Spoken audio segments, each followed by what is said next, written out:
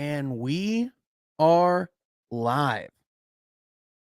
Is this thing working? Haven't done a live stream in a minute. What is up, everybody? Welcome back to From Half Court. Welcome back to the NBA and the Detroit Pistons season. I am Sean Murphy, covered the Detroit Pistons in the NBA here on From Half Court. If you are not subscribed to the channel, be sure you subscribe down below so you don't miss any of the podcasts as well as any live streams throughout the season. Now that basketball is back, a lot more content and live streams, podcasts, and more will be coming your way. Wanted to full disclosure from Black Ops 6.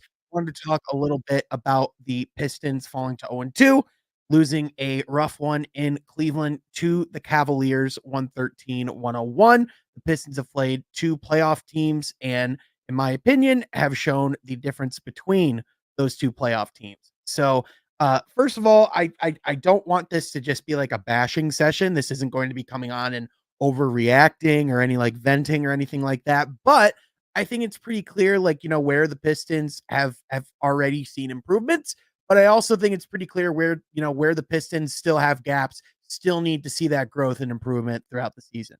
First, I think it starts, with the pretty obvious one is the turnovers. I mean, the Pistons in the first half averaged a turnover every 2 minutes. They finished this game at a total of, let's see here, 13. They finished with a total of 13 turnovers. There's no way they didn't have. I was gonna say, yeah, okay, 13 turnovers. So they actually only turned the ball over once in the second half, but it was extremely sloppy in that first half. Cade Cunningham himself finished with 9 throughout the game, so he almost had a double double with points and turnovers. On the offensive side of the ball, look, I mean, scoring wise, Cade looks as good as he's ever been. I mean, he looks really confident in getting to spots, looks very comfortable, like not getting sped up at all. His shot, he looks very confident in. He went 2 for 6 from the three, for the game, but I still think overall he has some good looks. I thought his shot looked pretty good.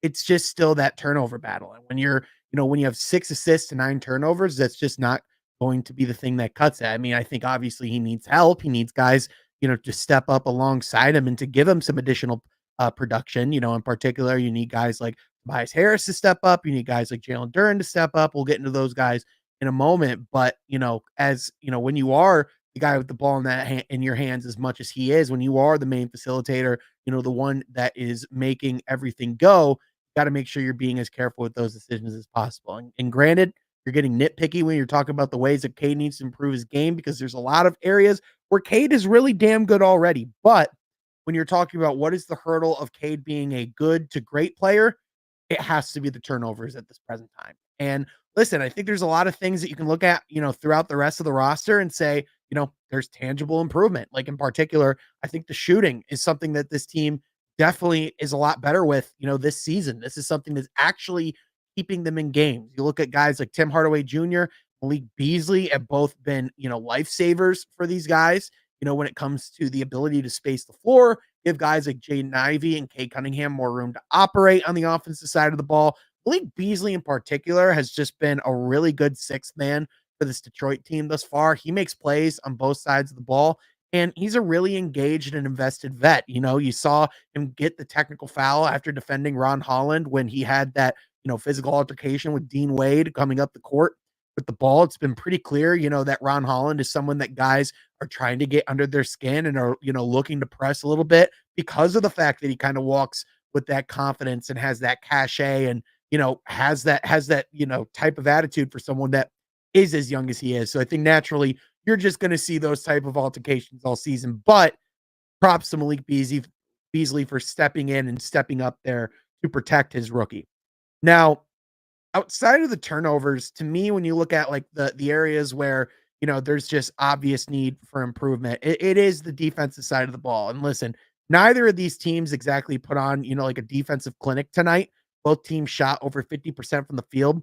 The Pistons actually shot, 8 of 13 from 3. So I wouldn't say that Cleveland exactly came out here and had a defensive clinic either. But I mentioned this on Twitter. Through 2 games, Jalen Duren is 1 block. And when you look at, I've said this a lot in the podcast. I've said this a lot throughout the last season. I've pretty much said this since Jalen Duren has shown his potential. I think that in order for the Pistons to truly take that next step, they need to get better on the defensive side of the ball, and that improvement needs to be anchored by their rim protector, by their big, and that needs to be Jalen Duren, especially if he's going to be here in long term in Detroit. He's an extremely talented young big. As I mentioned before, he's not even 21 years old yet. There's a lot of room for potential and a lot of room for growth on that side of the ball, but it's impossible to ignore the fact that, at least thus far, that improvement hasn't exactly been there. And there's, in particular, the image that sticks out is, against that game one in Indiana or against Indiana when Pascal Siakam was able to just bring the ball right up the court and just get the ball right up the court and just get a really easy transition dunk, especially when it was a tight ball game that was slipping away from the Pistons towards the end of the game. Just those little details of paying attention. And the other thing as well is that he's not exactly, controlling the glass either for someone, that is known for being an elite rebounder. And don't get me wrong, they're going up against a very good like rebounding team in the Cleveland Cavaliers, but they won the rebounding battle as a team. And in fact, Ron Holland was your leading rebounder. So make that make sense when he's getting 12 less minutes than a Jalen Duren. So those are things that you look at and have questions. Again, you don't want to react a little too early in the season. I still think Jalen Duren has a tremendous upside, but as good as he can be on the offensive side of the ball, the growth really needs to happen on the defensive side. That is where that bread and butter is going to come with. So, again, he's young. You want to be able to have that patience to see him grow, but at a certain point when the Pistons have had the difficulties that they've had the last 2 seasons, your patience tends to run out. So, for me, if you are Trajan Langdon, it's something that you have to evaluate very closely.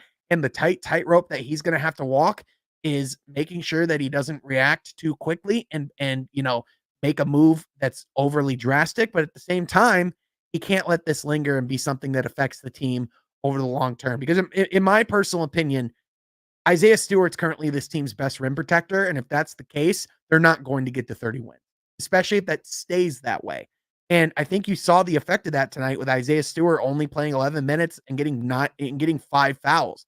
I mean, he didn't really get anything going. It was probably his worst game as a pro, if we're being honest. I mean, 5 fouls, 3 turnovers, 0 points, just didn't really have an opportunity to get anything going. But in that limited time, he also had a steal. He also had a block. He was like one of the players that was actually able to like kind of get things going on the defensive side of the ball. And that is because he is someone that plays with that energy. He is someone that plays with a elevated level of physicality, but with that, with that smaller frame, not being, that full size, he is going to, have to draw more contact. And, therefore he's going to cause more fouls. That's why he is someone that's effective as a backup big. Obviously, you're not going up against Jarrett Allen and Evan Mobley every single night. And, by the way, like they played well tonight. But if you look at Cleveland, it's not like anybody on their, like on their team particularly had a great night. Like it's not like Evan Mobley popped off. Like no one reached 20 points. It was a collective team effort. Granted, they all shot pretty well. Dean Wade was 5 of 7 from beyond the arc, but a big reason why is because they had so many open looks. And in my opinion, one of the big reasons why they had so many open looks is because there was not a lot of confidence in that back line defensively. Players are helping more when players are crashing to the paint, and therefore you're seeing more and more wide open guys in the corner, on the wings. It's allowing more opportunities on the perimeter for these teams. And I think, especially if you're facing a Cleveland team that really was only eliminated as early as they were because they played the Boston Celtics in the second round, which by the way, that's going to be who we're playing tomorrow night. So, as if this schedule gets any easier, it kind of really doesn't, at least not for a few games. So, it's going to be a hell of a test, especially how they respond on a second night of a back-to-back, going back from Cleveland to Detroit. Oh, and by the way, you're facing the Boston Celtics, who feel like they also have something to prove, are a team that, in my opinion, could win 70 games this season. And who knows, maybe they could potentially try and pry and or vie for that, for that all-time win record in a season. I mean, Jason Tatum's pissed, Jaylen Brown is pissed. Not only that, but you have bench guys who can get going on any single night.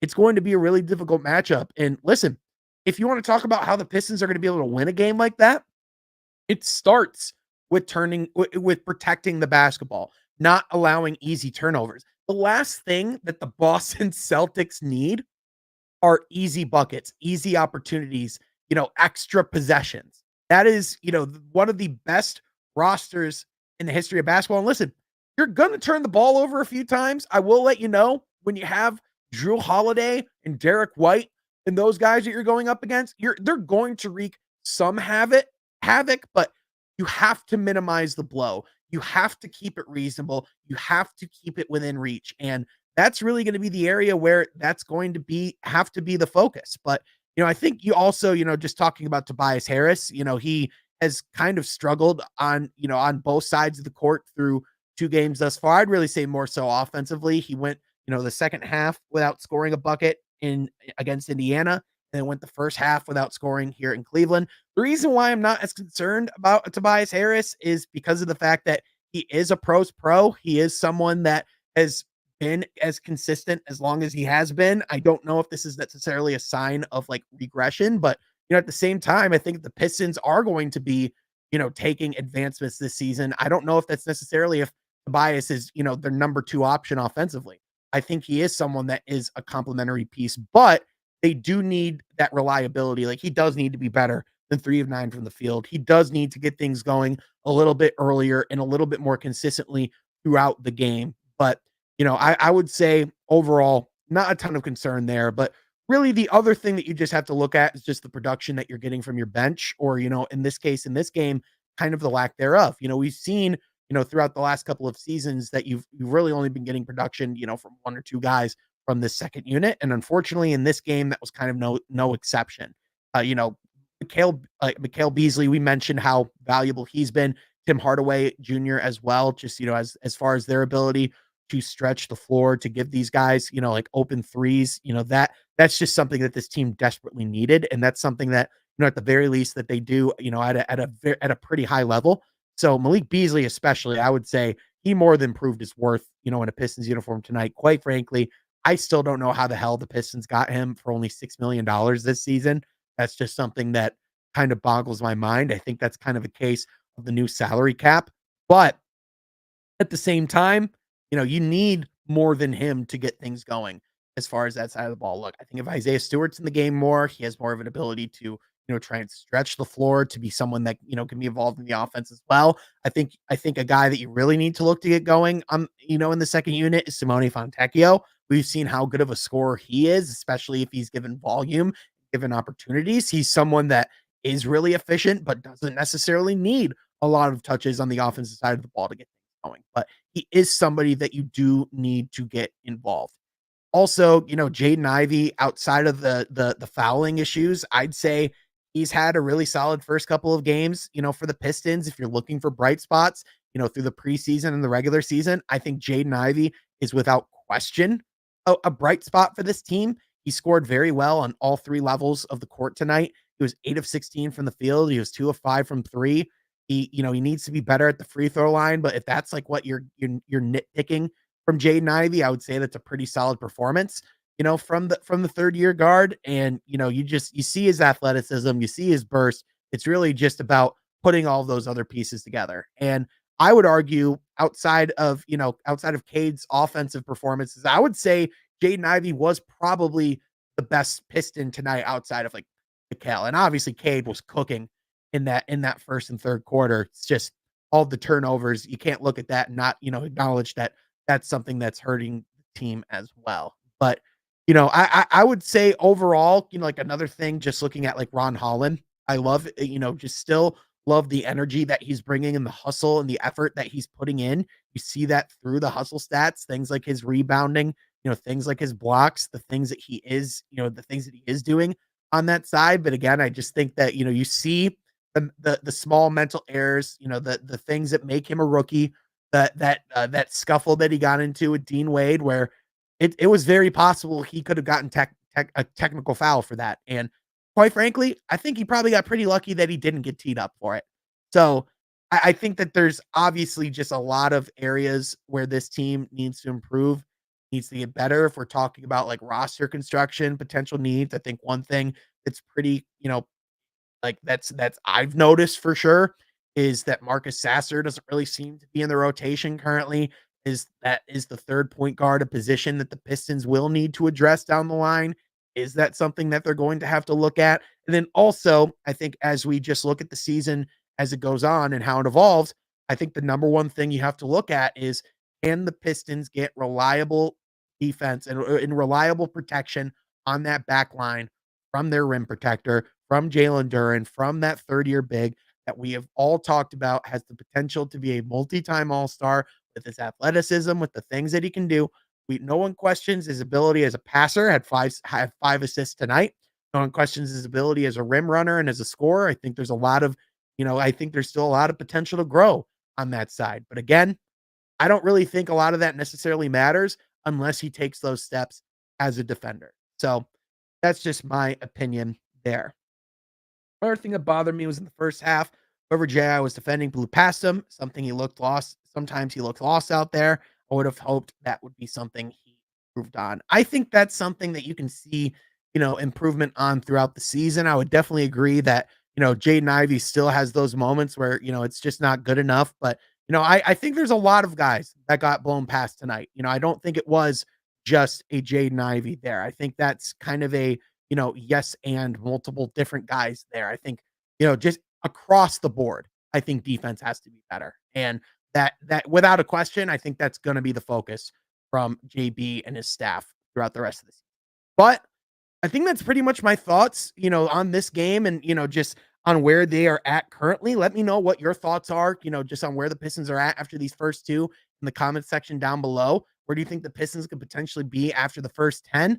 I'm pretty confident that, this team is still in position to be able to take a step into make those advancements. But again, it's going to have to start with those little things, with those mental errors. I think in a lot of areas, Pistons just beat themselves tonight. And I think that's kind of the story of this game. But thanks again for tuning in. Be sure you subscribe so you're not missing any of the content. We'll catch you guys next time from Half Court.